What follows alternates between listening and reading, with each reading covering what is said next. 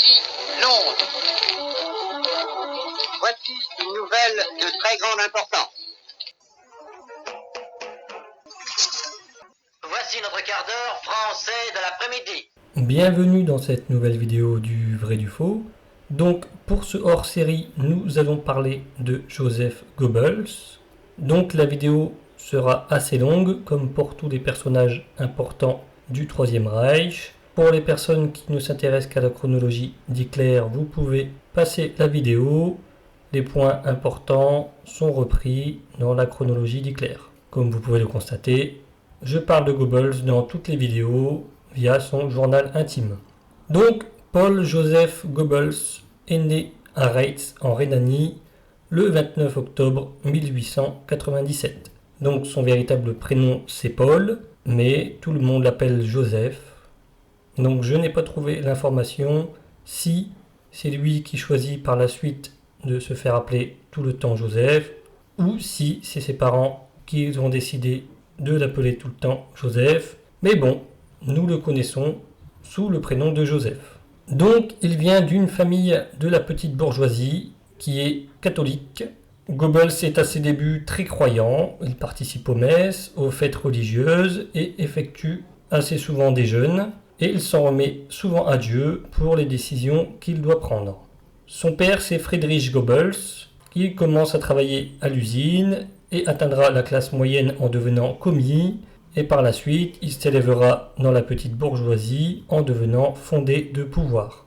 Bien que son père a de l'argent, chaque pièce doit être dépensée judicieusement. Donc par exemple, il payera des hautes études qu'à Joseph, parce que c'est lui le plus doué des enfants, et il lui achètera également un piano pour développer son talent. Donc il faut savoir que Joseph Goebbels joue extrêmement bien du piano. Malgré cela, Joseph à ses débuts déteste son père, qui l'accuse d'avoir renié sa foi catholique, et de plus Joseph est dépensier et ne travaille pas, et reste au crochet de son père, ce qui crée des tensions entre lui et son père. Il dira sur son père « Je me demande également comment ma mère avait pu épouser un tel homme ».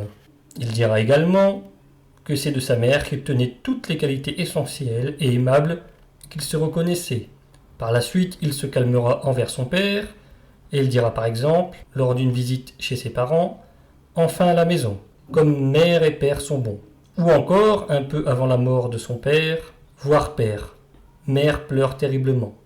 Père allongé, tout délabré, et d'une maigreur squelettique. Il geint de douleur. Il me reconnaît à peine.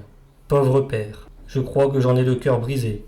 Une telle maigreur, et il n'arrête pas de demander qu'on prie pour lui. » Donc, entre guillemets, quand Goebbels accuse son père d'avoir renié la foi chrétienne, ce n'est pas qu'il n'est plus chrétien, c'est juste qu'il ne pratique pas la religion. Il est croyant, mais il ne pratique pas. Et ensuite, Goebbels dira également, lorsqu'il apprend la mort de son père le 7 décembre, « Une nouvelle me parvient à l'instant de la maison. Père a trépassé ce matin, à 6 heures. La douleur et le chagrin m'envahissent, et je ne peux pas pleurer. Père, je n'ai pas pu te tenir la main lorsque tu es parti, adieu, qu'il a dû lui être pénible de mourir sans ses enfants. Il s'en est allé tout seul, dans la désolation du nirvana. Je suis d'humeur grise et misérable. Assis le regard fixe, je ressasse des idées noires en silence. Maintenant, je m'aperçois à quel point je suis seul. Ou encore, j'ai passé toute la soirée d'hier tout seul à la maison, à penser à père. J'ai essayé de lire, d'écrire, de faire de la musique, sans succès. Mes pensées me ramenaient invariablement à lui. J'ai essayé de me coucher de bonne heure, et toute la nuit la douleur m'a tourmenté sur mon oreiller. Je ne peux pas pleurer. Toute la douleur est rentrée au-dedans de moi. C'est effroyable. Je ne m'aperçois que maintenant à quel point j'aimais père. Et en ultime adieu, il écrira « Cher père, je prends congé de toi les larmes aux yeux. Je ne te reverrai plus, seulement ta dépouille mortelle. Mais ce qui en toi était immortel, ton intelligence, ton application, ton sens du devoir et tes responsabilités, ton amour des hommes, surtout de tes proches, ton dévouement pour les objets de ton amour, l'économie et la rigueur avec laquelle tu as réglé ta vie, ta discipline spartiate et ta droiture prussienne. Tout cela sera perpétué à travers moi et renaîtra dans toute sa splendeur. Il ne t'a pas été donné de rendre de grands services à la patrie. La famille était pour toi une patrie. Je veux fortifier en moi tes qualités et les utiliser pour le bien public. Ainsi, ton passage sur terre ne sombrera pas dans l'oubli. Adieu, ton fils dévoué Joseph. Je souligne ce passage parce que, dans la plupart des documentaires, il faut mention que Goebbels détestait son père et il nous laisse sur ça, donc on peut penser qu'il déteste son père jusqu'à la fin. Mais, comme vous pouvez le voir dans ses écrits, ce n'était que pendant sa jeunesse qu'il détestait son père. Finalement, par la suite, il a changé. Donc sa mère s'appelle Maria, née Oldenhausen, qu'il adore. Pour lui, c'est la meilleure mère du monde. Son journal est rempli d'éloges d'elle. Dès qu'il aura un salaire convenable, il ne manquera jamais de donner une grande partie de son salaire à sa mère. Et lors d'une pièce de théâtre, il voit un homme au chevet de sa mère. Il pensera à sa mère à ce moment et il aura envie de pleurer. Une fois au pouvoir, il demandera des avis et des conseils à sa mère sur des questions politiques et non à ses collaborateurs du ministère. Et au moindre problème dans sa vie, il se réfugie chez sa mère. Les parents de Goebbels, en plus de Joseph, auront 5 enfants, dont 2 filles qui mourront en tant qu'enfants. Donc 2 filles qui seront entre Joseph, donc une avant et une juste après. Celle d'avant mourra au bout de quelques mois et celle qui viendra après mourra à l'adolescence. Donc, si nous enlevons les 2 filles décédées, Joseph est le troisième d'une famille de 4 enfants.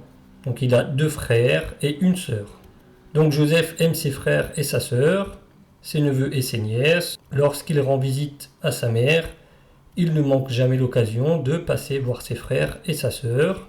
Il joue avec ses neveux et nièces qu'il adore et leur donne des cadeaux. Il n'hésite pas non plus à leur venir en aide en cas de problème, par exemple financier. Et la fratrie prend souvent des nouvelles les uns des autres et de leur famille. Quand par exemple quelqu'un est malade, tout le monde téléphone à tout le monde pour savoir comment ça va. Sa sœur passe également beaucoup de temps avec la femme de Joseph Goebbels, Magda, et participe également aux vacances avec la famille de son frère Joseph. Donc le petit Joseph Goebbels grandit dans un environnement stable. Pendant sa petite enfance, Joseph Goebbels a une déformation du pied droit suite à l'inflammation de la moelle osseuse. Donc il n'y a pas vraiment d'âge précis, je trouve tous les âges, mais il faut penser que lorsqu'il est très jeune, il aura un problème et que cela va se détériorer avec le temps. Donc c'est pour cela, certainement, qu'à chaque fois, les âges sont différents, mais ce qui est sûr, c'est qu'il y aura un pied beau et il sera atteint de claudication. En 1924, lors de souvenirs, Goebbels dira « Pied paralysé, à vie. Me suis fait examiner à la clinique de l'université de Bonn. Haussement d'épaule. À partir de ce moment-là, jeunesse plutôt morne. Un des événements structurants de mon enfance. Je fus réduit à mes propres ressources. Je ne fus plus en mesure de participer aux jeux de mes camarades. Je deviens un solitaire et un original.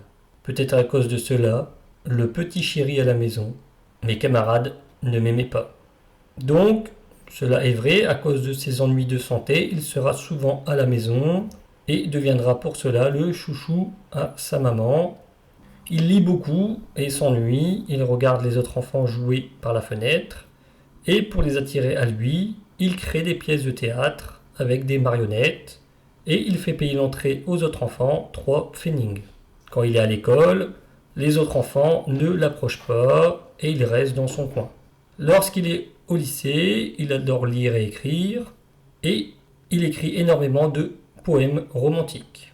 Lorsque la guerre éclate, son frère Johann, dit Hans, s'engage en tant que volontaire en 1914 et est fait prisonnier par les Français en 1915 ou 1916.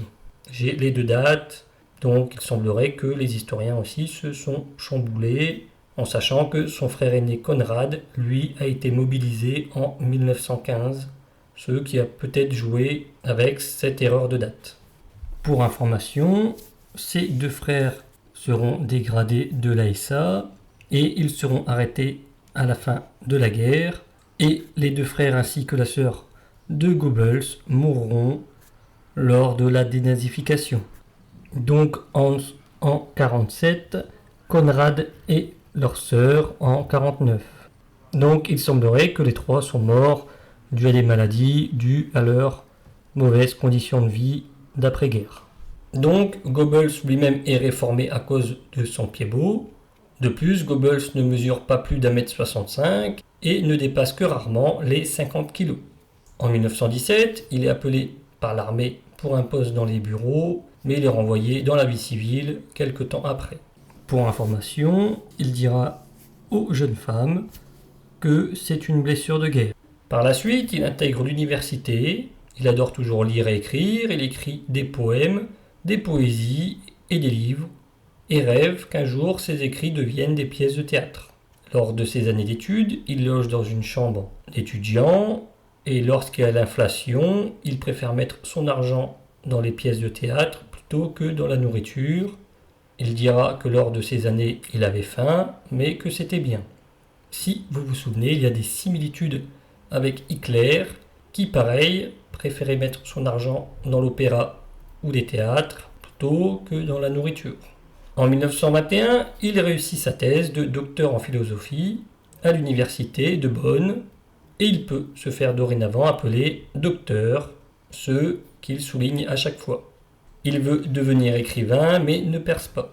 En 1923, sous la pression de sa petite amie et de son père, il trouve un travail à la Dresdner Bank de Cologne. Il est licencié au bout de 9 mois, où il démissionne. Nous avons aussi les deux informations. C'est là qu'il devient antisémite et anticapitaliste. Il quittera le monde de la finance dégoûté. Il a 26 ans et vit toujours chez ses parents au crochet de son père. Ce qui crée encore des tensions dans la famille. Dehors, c'est la crise et Goebbels ne travaille pas. Il écrit des pièces de théâtre qu'il envoie à droite, à gauche et obtient toujours que des refus. Il dira que dans le milieu, il faut être juif pour percer. De plus, il continue à aller au théâtre et au concert sans se soucier du gaspillage d'argent, ce qui énerve encore plus son père. Goebbels n'a pas d'amis, il a des amis comme tout le monde, mais il n'a pas d'amis proches, et pense qu'il va mourir jeune, d'une maladie ou autre. Entre guillemets, il fume également comme un pompier. Donc quand je dis il fume beaucoup, il fume vraiment cigarette sur cigarette. Dès qu'il éteint une cigarette, il en rallume une aussi vite. Par la suite, dans son esprit, il s'imagine qu'un grand destin l'attend, qu'il est l'homme de la Providence. Il laissera vite cette idée de côté pour justement devenir le compagnon de cet homme vu en la personne de Hitler. En cette année 1923, Goebbels n'a encore jamais entendu parler d'Hitler. Il ne fait que très peu attention aux événements qui se produisent en Allemagne. Il fait plus attention à ce qui se passe dans sa région et il parle vite fait dans son journal intime du putsch raté de Ludendorff. Journal intime offert par sa copine du moment, la maîtresse du maternelle, Elisabeth Jank, dit Else. Cadeau offert pour son anniversaire avec quelques jours d'avance. Goebbels commencera à écrire dans son journal le 17 octobre 1923 et en guise d'introduction, il écrit une phrase en grec qui dit « L'homme que l'on ne punit pas ne s'instruit pas ». Il écrira également 10 commandements pour lui-même. 1. Sois bon vis-à-vis de tous les hommes, en particulier ta mère et ton père, et Else. Tu le leur dois bien. 2. Parle peu et pense beaucoup. 3. Sois souvent seul. 4. Cherche à conclure la paix avec la vie. 5. Lève-toi à 8 heures du matin et couche-toi à 10 heures du soir. 6.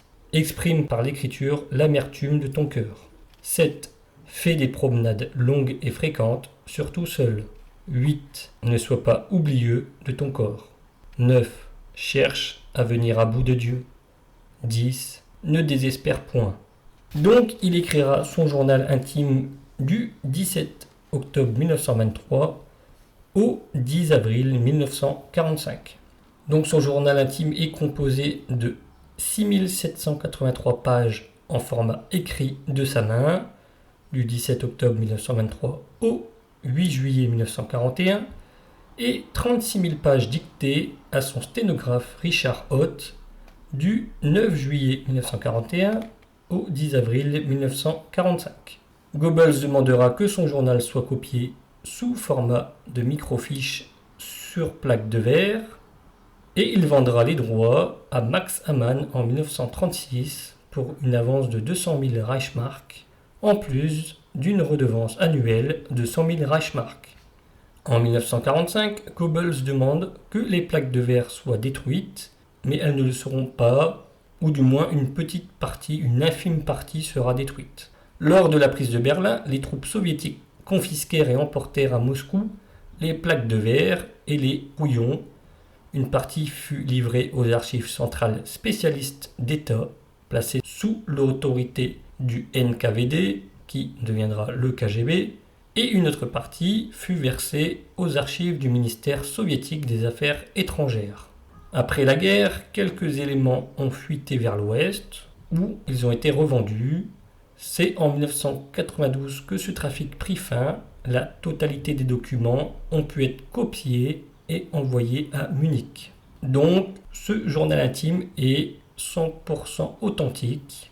Il manque des petits éléments qui ont été détruits ou gardés par des collectionneurs privés, mais cela ne se voit pas trop quand on lit parce que Goebbels des fois parle tous les jours dans son journal intime, des fois il saute des journées ou des fois il saute complètement des semaines, mais lorsqu'il écrit, il parle des événements importants de la semaine justement qu'il a passé. Donc les éléments manquants peuvent passer pour des journées manquantes, mais cela ne se voit pas trop.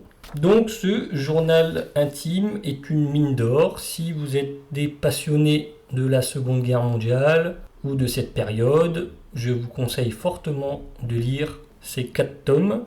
C'est vraiment plongé au cœur du NSDAP et de tous leurs problèmes. Donc après, en même temps, Goebbels parle dans son journal intime de ses sentiments.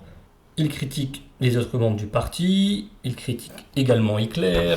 Il parle de ses déboires amoureux, de sa copine Else, qu'il quitte parce qu'elle est demi-juive et qu'il ne veut pas avoir de bâtard avec elle. Il reparle de sa première copine Anka Stalerm, qui elle était aryenne, de ses conquêtes amoureuses en tout genre. À certains moments, il change de femme tous les mois.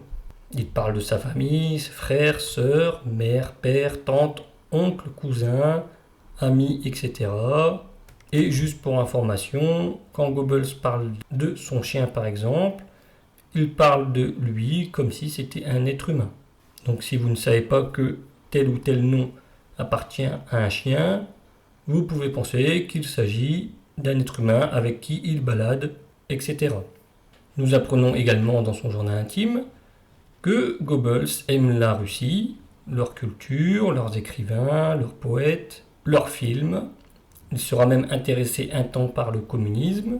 Il dira justement, en dernière analyse, il serait préférable pour nous de mettre fin à notre existence sous le bolchevisme que de subir l'esclavage sous le capitalisme. Ou encore, je pense qu'il est terrible que nous et les communistes, nous nous dénigrons mutuellement.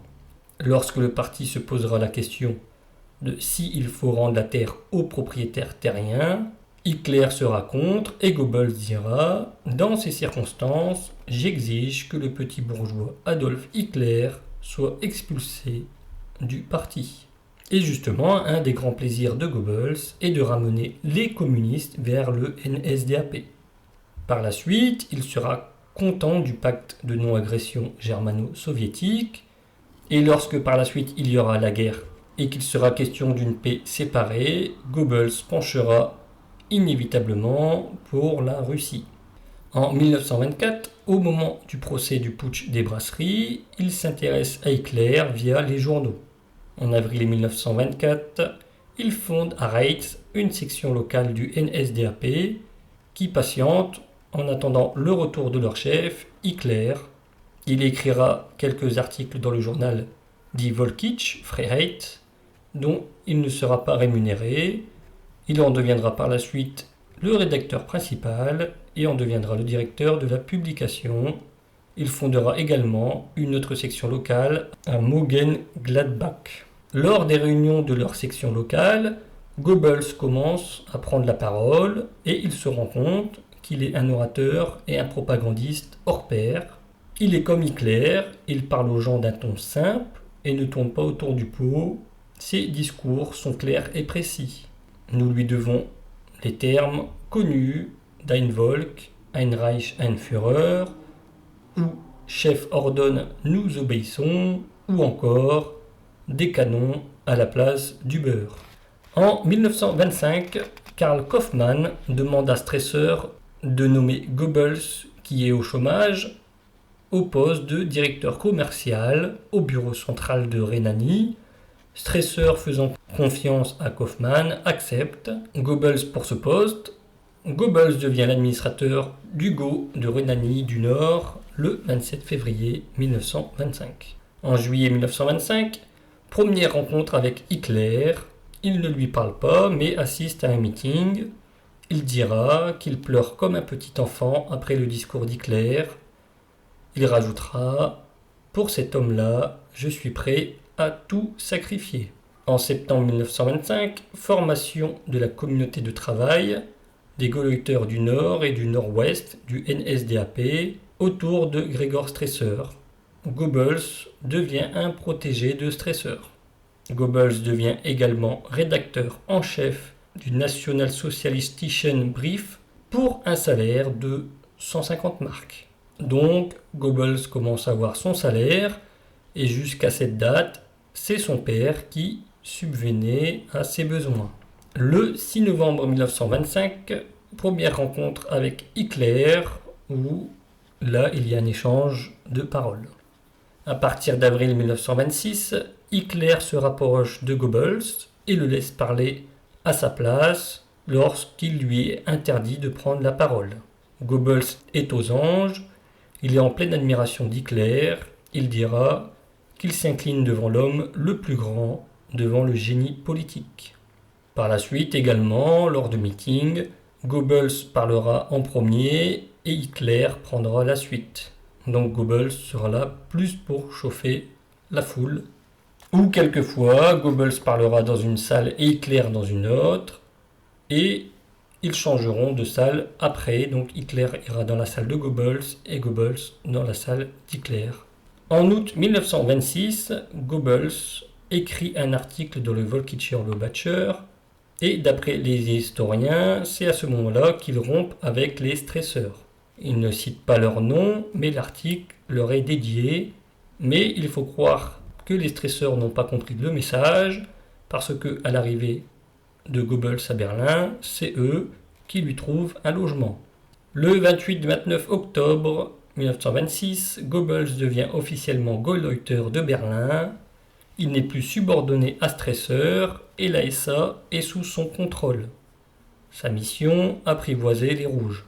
À son arrivée, Goebbels, qui n'aime pas cette ville, constate qu'il y a moins de 1000 membres et SA confondus, et que le siège est complètement délabré. Il l'appelle la fosse à opium. Les historiens disent qu'Hitler a nommé Goebbels pour que Stresser ait moins de pouvoir et qu'il veut écarter également de futurs concurrents. Il donne justement Berlin à Goebbels pour qu'il se casse les dents dessus. Personnellement, moi je pense que Hitler a trouvé un orateur aussi bon que lui et qu'il veut en profiter pour prendre Berlin parce que Hitler est sur Munich. Les stresseurs ne sont pas motivés à prendre vraiment Berlin de force. Justement, les stresseurs sont contre les combats de rue et Goebbels, lui, c'est l'inverse. Donc ne pas oublier que Berlin est en majorité communiste et la devise est qui a Berlin à la Prusse, qui a la Prusse à l'Allemagne. Donc, à peine 15 jours après l'arrivée de Goebbels, Goebbels organise sa première provocation violente contre les Rouges dans leur quartier. L'objectif de Goebbels est que les médias parlent du NSDAP. Donc, il utilise les médias pour se faire de la pub. Et cela fonctionne. Il mettra sur pied une des plus violentes SA et le nombre d'adhérents commencera à monter assez rapidement. Goebbels se promènera également dès les premiers jours en taxi de luxe, ce qui fait que Otto Stresser lui dira « Comment le travailleur peut-il te prendre au sérieux en tant que leader populiste ?» Et Goebbels de répondre « Si je peux venir dans 2 voitures, je le ferai. Les gens doivent voir que le parti a de l'argent. » Par la suite, pour recruter toujours plus de monde, il aura de nouveaux bureaux pour le parti, ainsi qu'un petit café et un garage à véhicules. Il achètera également une voiture 7 places qu'il utilise comme plateforme de communication en plein air. Il emploiera toujours plus violemment la SA pour faire parler d'elle et il écrira également dans les journaux du parti les aventures des SA. Donc cela sera comme une série où il faudra attendre le prochain numéro pour connaître la suite. Il écrira également plusieurs livres. Donc c'est la technique de Goebbels. Goebbels, comme je vous l'ai dit, depuis tout petit, il faisait des pièces de théâtre pour ses camarades, il écrit des pièces de théâtre. Et là, dans le journal, il écrit des séries. Donc c'est sa technique. Et pareil, lorsqu'il parle dans les émissions radio, nous avons l'impression qu'il présente un match de foot. Donc vous avez déjà entendu les présentateurs des matchs de foot. Ils sont excités, ils font vivre le moment aux gens. Et Goebbels, c'est la même chose. Rien que Hitler qui visite une usine d'ouvriers, Goebbels présente ça comme si c'était une finale de Coupe du Monde. Il met des bruits d'ambiance et lui-même est très excité quand il parle. Il fait vivre le moment aux gens. N'oublions pas que la télévision n'existe pas encore et que les gens n'ont que la radio pour se divertir. En avril 1927, les stresseurs attaquent Goebbels dans leur journal. Il se plaindra à Hitler, mais Hitler ne prendra pas vraiment parti.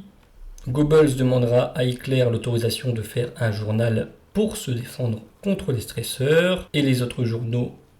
Et Hitler accepte. Le 4 juillet, le premier numéro de Der Angriff, l'attaque, est publié. Dans son journal, Goebbels attaque les juifs, le gouvernement, les autres partis politiques et fait concurrence au journal des stresseurs. Avec un avantage pour lui, il est le premier à donner des informations des futurs rassemblements et en plus, il donne des indications pour les SA. Donc des pages sont prévues pour parler d'événements sportifs pour la SA, etc. Otto Stresser, justement concurrent de Goebbels, dira par la suite que Goebbels est un opportuniste, mais depuis que l'on a son journal intime, les historiens disent que c'est les convictions de Goebbels qui l'ont emmené là où il est arrivé. Goebbels est contre la République de Weimar, dont les fondateurs sont les criminels de novembre. Il est contre le diktat de Versailles, le traité de la honte. Il est contre la démocratie parlementaire, qu'il juge faible, décadente et milleflue, et il la définit comme un écran qui recouvre tous les vils péchés de la race. Il est contre les Français et leur occupation, il est contre le plan Young, il est contre les Juifs, donc il a toute sa place au NSDAP. En 1928, le 20 mai précisément, il est nommé député. Bien qu'il soit député, la justice ne le lâche pas. Il ne fera jamais de prison, il n'aura que du sursis, mais aussi toujours de grosses amendes, des interdictions de parler, des interdictions de sortir son journal, etc.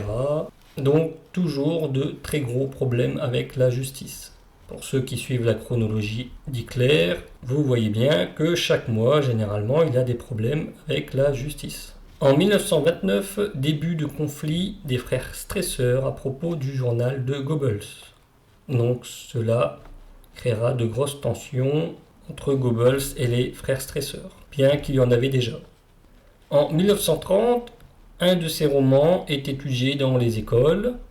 Et en avril 1930, Hitler retire la propagande aux stresseurs et la prend pour lui. Donc en gros, il donne un autre poste à Stresser et il dit qu'il sera le chef de la propagande.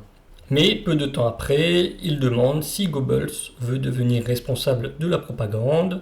Goebbels hésite beaucoup à cause justement que cela appartenait aux stresseurs.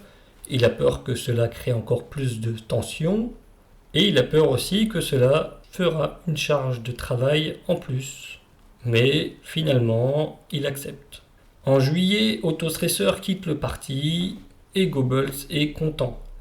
Lors des révoltes DSA de 1930 et 1931, Goebbels est plutôt de l'avis des SA, mais soutient Hitler à 100%. Le 19 décembre 1931, mariage avec Magda Richtzell. Le couple aura 5 filles et un garçon, plus un garçon du premier mariage de Magda, Harald, qui s'entend très bien avec Goebbels. Donc le couple aura des hauts et des bas et beaucoup de disputes. Nous y reviendrons dans le hors-série sur Magda. En 1932, Goebbels organise la campagne de Hitler avec films, disques et des déplacements en avion. En janvier 1933, Hitler devient chancelier et Goebbels n'a aucun poste, il déprime. Mais le 13 mars, Hitler le nomme ministre de l'Éducation populaire et de la propagande, un ministère créé spécialement pour lui. Il a 35 ans et il est le plus jeune ministre du cabinet. Il édifia son ministère en un délai record en partant de rien. Il aura au début 350 collaborateurs, dont la plupart ont suivi un cursus universitaire complet, et avec le temps, son ministère atteindra 1500 collaborateurs. Goebbels sera également, au sein de son département, un groupe de personnes qui s'occupera de prendre des renseignements sur toutes les personnes qui pourraient approcher de près ou de loin Hitler. Exemple, si l'homme est de tel ou tel parti, s'il a des amis juifs, etc. Hitler ne prendra même pas la peine de lire les remontées d'informations venant du département de Goebbels. À savoir que Goebbels lui-même sera également surveillé par d'autres membres du parti. Goebbels est détesté par quasiment 95% des hauts dignitaires nazis. Rosenberg dira à ce sujet « Du Gauleiter à la blanchisseuse, tout le monde le médisait ». Il dira également qu'il était le plus pesant fardeau moral que le NSDAP eut à supporter et qu'il était méprisé et mis à l'écart au sein du NSDAP. Beaucoup également, en voyant son physique, supposeront qu'il est juif. Goebbels dira lui-même qu'il n'a pas d'amis et que son seul véritable ami, c'est Hitler. Donc il aura des amis au sein du NSDAP, mais la grande majorité le déteste. Donc la raison également que tout le monde le déteste, c'est que Goebbels a une répartie hors norme. Il lui arrive souvent de prendre à partie un autre dirigeant au cours des repas avec Hitler. Hitler, dans ces moments, ne dit rien et apprécie cette guerre des mots et de son issue. Donc Goebbels est toujours victorieux. De plus, Hitler a toujours une oreille attentive pour son ami, qui peut écarter n'importe qui si l'envie lui vient. Également, Goebbels balance des vérités qui dérangent les autres. C'est justement ce qui fera la force de Goebbels en tant que propagandiste, c'est qu'il dit toujours la vérité au peuple, en la déformant. Mais le message est passé, et si les gens après se posent des questions, ils diront que c'est eux qui ont mal compris, parce que Goebbels a dit la vérité. Justement, Goebbels dira sur ça que s'il commence à mentir aux gens, les gens vont le savoir et ne vont plus l'écouter. Donc par exemple pour des défaites, comme Stalingrad, c'est un des premiers à vouloir dire aux gens qu'ils ont perdu et que c'est la retraite. Alors que les autres dignitaires nazis sont plutôt en mode on va retarder l'information. Et Goebbels dira que plus il retarde l'information, plus les gens leur en voudront. Et le fait aussi que Goebbels a toujours une oreille attentive d'Hitler, il se vantera également d'avoir détourné Hitler de l'idée de restaurer la monarchie. Donc quand il parle de ça, les témoins diront qu'il se tape avec l'index sur la poitrine en disant cela. Donc n'oublions pas que Hitler, quand il a commencé la politique, il a été mis à cette place pour lutter contre les communistes et attirer les ouvriers vers eux, mais aussi pour pouvoir remettre la monarchie en place. En cette année 1933 également, Goebbels est l'instigateur du boycott des commerces juifs que l'on imputa à Streicher. Donc en gros, Hitler dira que c'est Streicher qui a eu l'idée pour faire de la pub à Streicher. Mais l'origine vient de Goebbels, qui répond au boycott des juifs, principalement américains, des denrées allemandes. Il initie également le premier bûcher de livres à Berlin.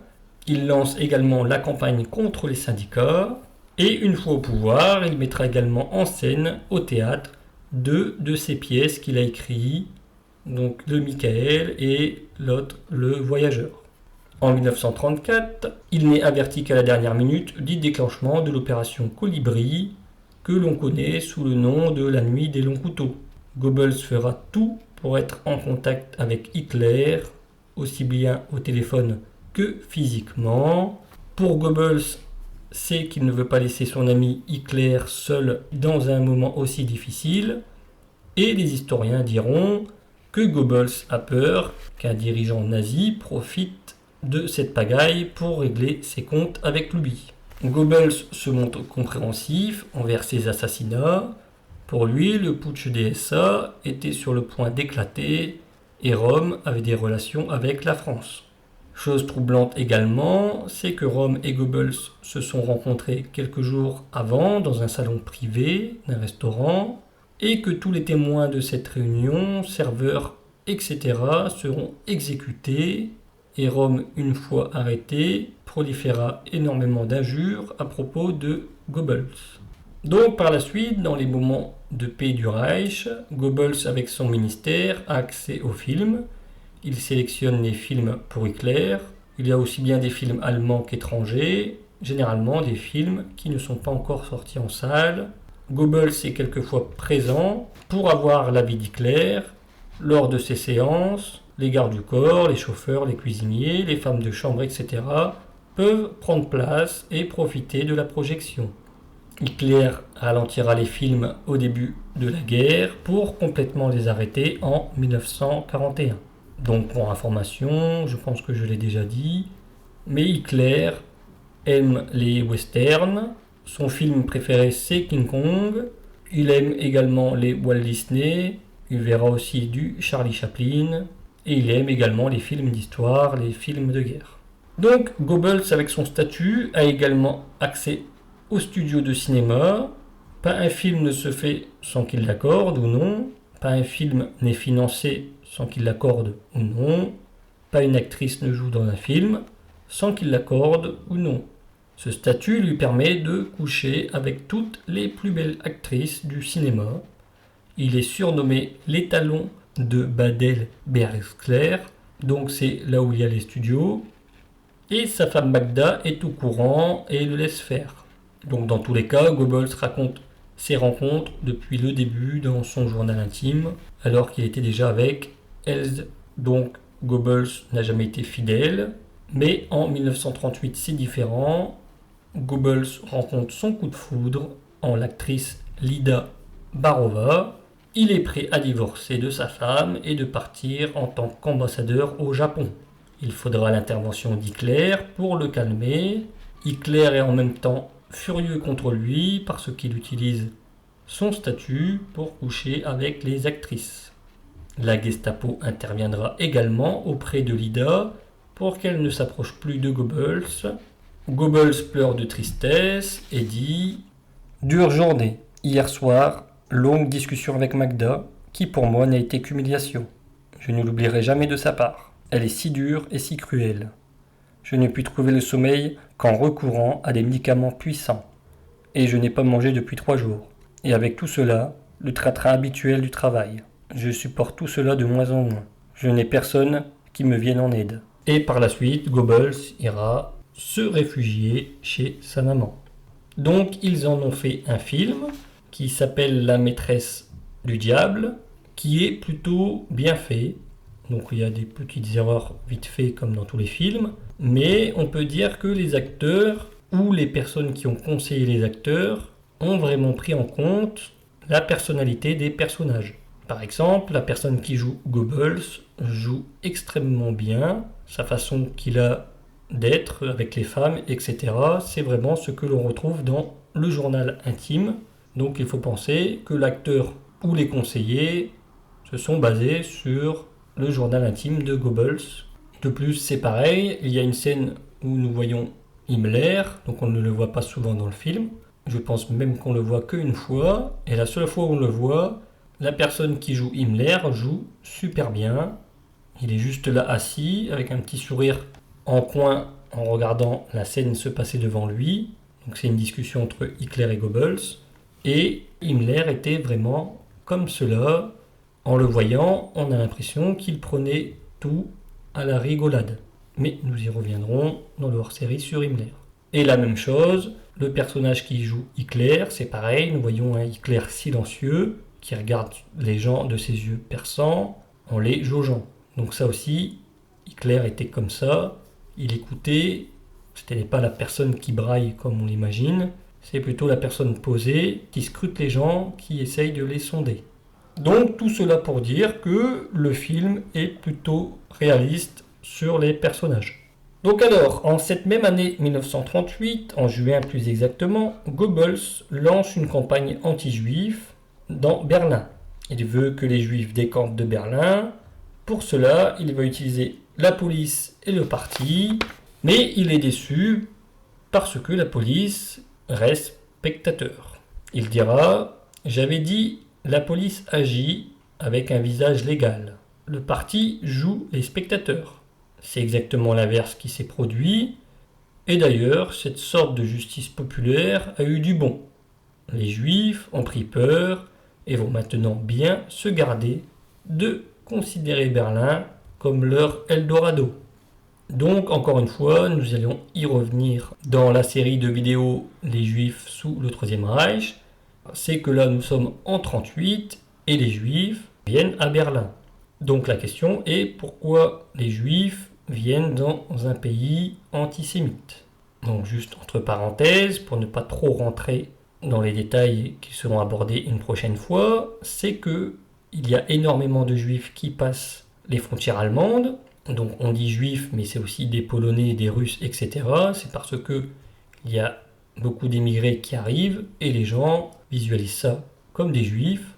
Donc comme un exemple que j'ai déjà pris, en ce moment il y a également énormément de réfugiés qui veulent venir en Europe, et comme ils viennent tous majoritairement d'Afrique, du Moyen-Orient, les gens disent des musulmans. Alors que il y a des musulmans certes, mais il y a aussi des chrétiens, des gens qui ne croient pas en Dieu, etc. Mais comme là, la majorité sont juifs, donc les gens diront que c'est une invasion de juifs. Le truc aussi, c'est que en Allemagne, il fait bon vivre, l'économie est en pleine extension, il y a du travail pour tout le monde, cela attire la convoitise des gens qui sont en galère de leur côté, et de plus, l'Allemagne a un accord avec Israël pour justement faciliter les Juifs à retourner en Palestine, si ils remplissent toutes les conditions, bien entendu. Mais cela attire encore plus de Juifs en Allemagne. Donc cela créera également de grosses tensions parce que l'Allemagne expulsera les Juifs polonais vers la Pologne ne les accepte pas non plus et les réfugiés se retrouvent dans un espèce de no man's land à la frontière. Mais nous y reviendrons par la suite. Donc les événements de juin donnent à Goebbels l'idée des événements de novembre que l'on connaît sous le nom de la nuit de cristal. En effet, un juif polonais abat un représentant de l'ambassade allemande à Paris. Donc pareil, le juif polonais dira que c'est parce que les juifs qui sont éjectés par l'Allemagne et qu'ils sont bloqués entre la frontière allemande et polonaise. Enfin bon bref, nous y reviendrons également. Et Goebbels vend le projet à Hitler qu'il faut attaquer les biens juifs et faire en sorte que tout le monde pense que c'est le peuple qui est en colère dans une sorte de justice populaire. Hitler est d'accord avec le principe et il précise bien qu'il ne veut pas d'incendie, en donnant pour prétexte que le feu peut se répandre. Goebbels comprend que Hitler n'est pas contre les incendies maîtrisés, donc l'ordre est donné aux pompiers de brûler les synagogues. Les SA, eux, se chargeront des boutiques et ne mettront le feu qu'à des objets saisis dans la rue. Donc le mouvement va déborder à toute l'Allemagne comme une traînée de poudre. Donc cet événement fera criser les hauts dignitaires nazis qui condamnent cette nuit. Hitler défendra Goebbels et prendra la faute sur lui. Donc en gros, Goebbels avait dit à Hitler qu'ils allaient juste casser un petit peu les vitres, juste pour dire que les gens ont gueulé, sauf que cela a pris des plus grandes proportions. Donc là aussi, nous y reviendrons en détail pendant la chronologie d'Hitler. Cela fera un épisode complet. Donc lorsque la guerre éclate, en 1941, Goebbels revient à la charge pour expulser les 70 000 juifs restants de Berlin. Ce sont des juifs qualifiés qui travaillent dans l'industrie de l'armement et de leurs familles. Goebbels craint une révolte ou des grèves comme en 1918. Hitler n'étant pas encore disposé à cette idée, il consent cependant à ce qu'ils fussent identifiés par un signe distinctif. Goebbels sera également à l'origine de plusieurs interdits concernant les juifs. Donc par la suite, lorsque les bombardements alliés s'intensifieront sur l'Allemagne, Goebbels demandera à Hitler de laisser à la population les parachutistes des bombardiers abattus pour que les gens expriment leur colère et les mettre en pièces. Hitler refusera que de telles choses se produisent. En 1943, il y a le célèbre discours de Goebbels au Sportpalast de Berlin où il demande au peuple si ils veulent la guerre totale.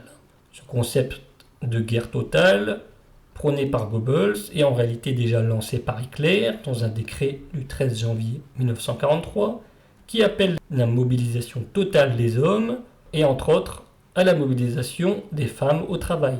Cela est dû à la catastrophe de Stalingrad sur le front de l'Est. De plus, les alliés qui se sont rencontrés à Casablanca ont annoncé que ce serait une capitulation sans condition pour l'Allemagne. Pour information, le terme de guerre totale est utilisé pour la première fois par les politiciens français à la fin de la guerre 14-18 et qui a été repris par Ludendorff pour le titre de son livre, La guerre totale. Le 1er avril 1944, Goebbels devient préfet du Grand Berlin. Le 20 juillet 1944, lors du putsch de Stauffenberg, Goebbels joue un rôle essentiel dans la sauvegarde du régime de Berlin. Les conjurés n'ont pas pensé que ce petit homme au pied beau était la personne la plus dangereuse contre leur putsch et n'ont même pas pensé à prendre les mesures nécessaires pour l'arrêter. En gros, ils se sont dit que s'ils le voient, ils l'arrêtent, mais bon, ils ne vont pas chercher après lui. Mais, échec pour eux, c'est lui l'acteur principal qui fera échouer le putsch.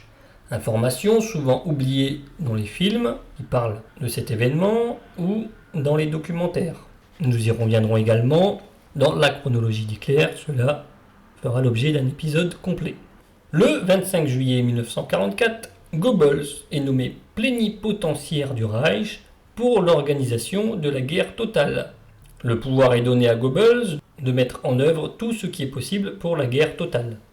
Donc vous pouvez vous dire que cela a été lancé en 1943, mais que cela s'est fait tout doucement. Mais là, en 1944, il y a urgence, il faut accélérer les choses, et Goebbels mettra en place la Volkssturm, milice qui doit épauler la Wehrmacht pour la défense du Reich. Les hommes de cette milice ont entre 16 et 70 ans, et 14 ans minimum pour la ville de Berlin. Pour information, c'est le général Guderian qui avait déjà suggéré l'idée de la création de cette milice. En 1945, il finit la guerre dans le bunker d'Hitler avec sa femme et ses enfants.